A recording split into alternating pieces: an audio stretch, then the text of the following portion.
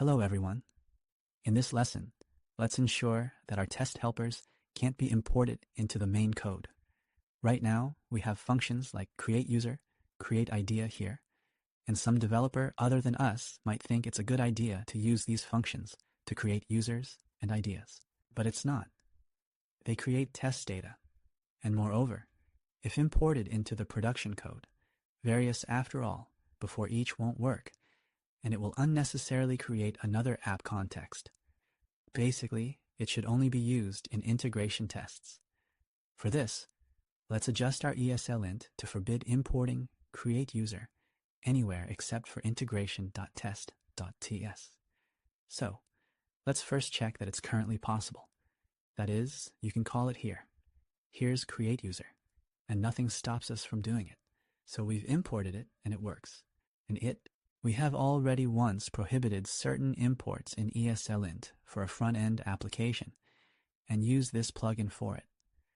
But here, it won't suit us, because we need not just to prohibit imports, but specifically from some places to others, and to allow them in certain places, like in integration.test, but not others. For this, there is let's install it. Another ESLint plugin called ESLint plugin import, and install it in the root package in the development dependencies, and adjust our ESLint RC in the backend. The code should become like this. What was added? Settings for this import were added. We now, when we import files, we do not specify the extension at the end. And so he doesn't get confused. We told him that extensions can be conditionally like this, and added the rule itself. We say that there should be an error if we import into the file located in .src in any folder, and doesn't end in integration.test.ts. And if we import anything into this file from src, src.src.test, then you need to show an error like this. Let's save and see. Everything is already highlighted in red for us. Import something from test. Only allow inside integration tests. That's what we wanted. And let's make sure we are still allowed to import this in integration tests. Yes, and no bad language here. Great. We made a ban on this. And now we can remove it from here.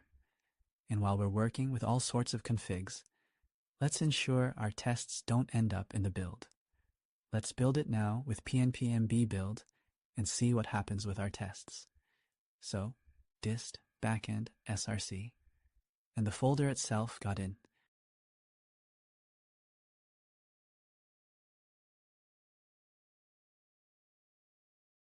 And we wrote tests on Cetidia like, and the tests got in here.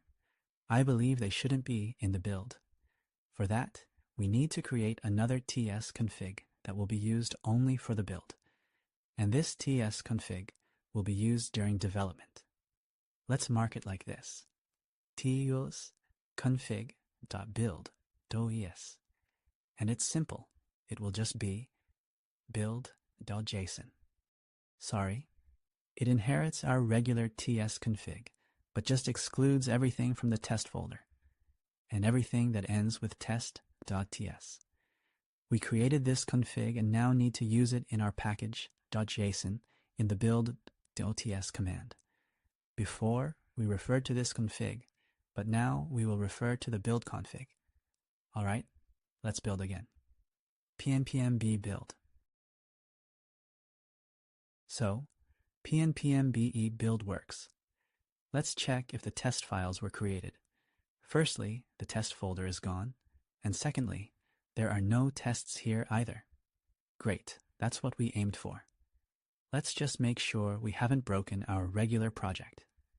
pnpm dev, and also run the test on the backend. pnpm test. So the backend is running in development mode.